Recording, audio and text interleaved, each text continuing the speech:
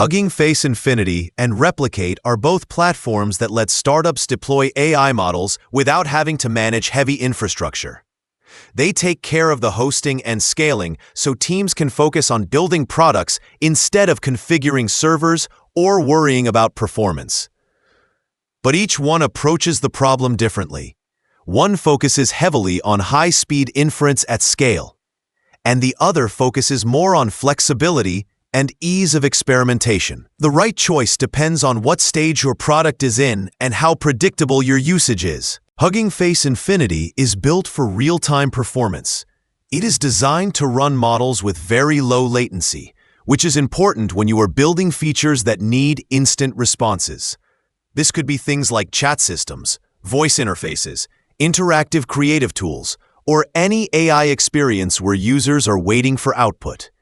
Infinity runs models optimized with hardware acceleration, and it is made to stay reliable even when traffic spikes.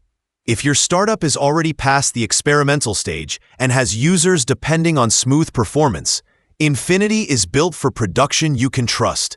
It focuses on stability, consistency, and predictable speed. Replicate takes a different path. Replicate is excellent for iteration, experimentation, and fast deployment of new models. If you are testing model variations, adjusting prompts, experimenting with multiple model architectures, or building prototypes quickly, Replicate gives you flexibility. You can run many different models without needing to worry about setup.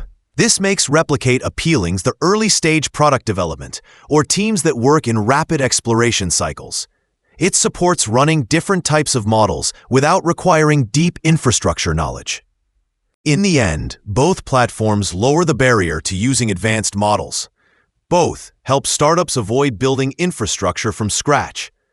But Hugging Face Infinity is best when you need real-time performance and reliable large-scale serving. Replicate is best when you need flexibility and speed of experimentation. The question is not which platform is better overall, but which one fits the current stage of your product and the way your team works.